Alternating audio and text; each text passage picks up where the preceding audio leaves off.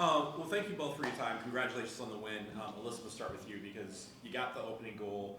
You also, it felt like you hit the post 2 or 3 times, and you were just active all throughout the game. What did you see, even after the red card that they got, to find those holes and be in the right positions?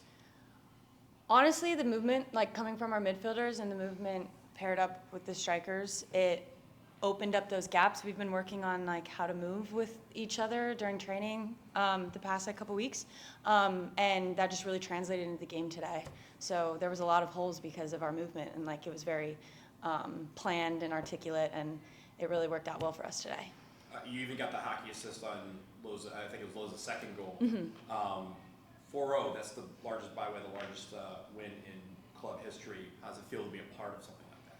I mean, it's always cool to be a part of history. Like, yeah, that's awesome. I think that was good for us. I think we finally put our chances away, which we've been struggling to do. So it just felt good that we were finally able to hit the back of the net a couple times and take a little bit of a deep breath and kind of find our rhythm.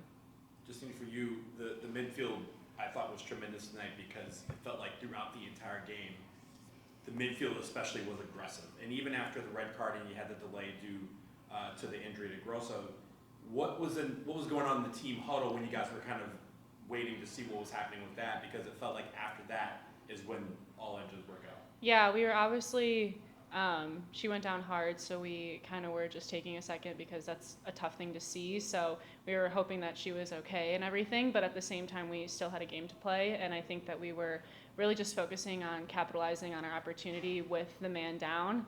And we've kind of been really focusing on tackling hard, winning second balls, and just being gritty and aggressive. And I think that that's kind of what got us on the front foot tonight, and that kind of sustained our midfield throughout the whole game.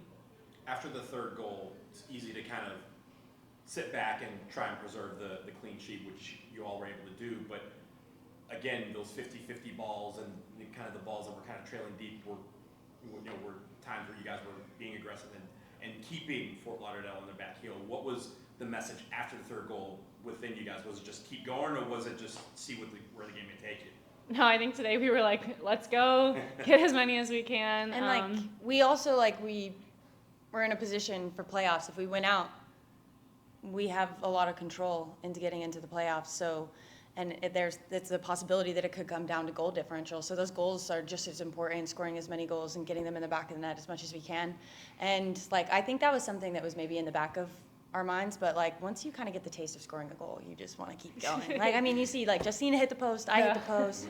Yeah. Sydney almost had a goal, Em almost had a couple goals. So it's just building on that momentum will just carry into the last three games, so we can close out the season and get into that playoffs. Thank you both. Going into today's game, what was the main focus of this game? It was a playoff, trying to get into the playoffs, but what was the team's main focus? We really wanted to focus on keeping possession in our final third, being a little bit more patient, and then defensively limiting their chances behind us, which we struggled with, I think, in our previous game against them. So I think we did a much better job today, just communicating, being compact defensively, and then on the ball, I think we were definitely clean, but I think we could have even been a little bit better at times. So I think we worked on those things. Yeah, and Justina said it before, being gritty, getting into the tackles, first and second balls. That's always something that's going to set you aside from teams, is putting that as your forefront of your mentality. Everything else comes. We're a good team. We have great players. But talent only works so hard. You have to be able to work hard behind that so your talent can show. And pairing those things together today got us that 4-0 win. It was a very physical game. How are you all able to maintain your focus playing this type of physicality? Yeah, I think at times it can be hard. Sometimes you start flying into tackles and obviously focusing on being gritty and winning them, but at the same time you have to have a level of composure. So it can be challenging at times, but I think once you just get into the flow of it, the game just kind of plays out, and you're able to take a deep breath when you need to, and be able to be gritty and play hard while also maintaining that composure.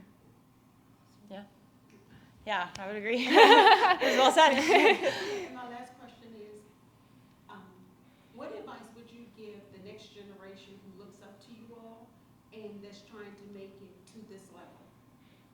I would say, so I always bring this up, I'm a mental skills coach on the side, and I really do think it's a mentality that sets you apart. I think it's really important, you gotta get out there, put in the work, do everything that you need to do to develop your soccer skills, but that just gets you into the game. If you wanna stay in the game and get to the level that we're playing at, you really have to train your mentality, and in order to do that, it has to be very intentional. It's not just gonna come, but without you practicing it in the same way you get the physical reps, you gotta get the mental reps as well. So I would really push very hard on that. I think it's becoming bigger and bigger as soccer becomes like more popular and more people are talking about it, but I still don't think it's talked about enough. And so if you want to continue to get up and play at this level, you really got to get into your mental game. Yeah, I definitely 100% agree with all of that. And I would just add that you have to love the game, just love it so much because it's hard. It can be challenging. There's so many people that want to be at this level, and the minute that you stop loving it, it's going to be even harder. So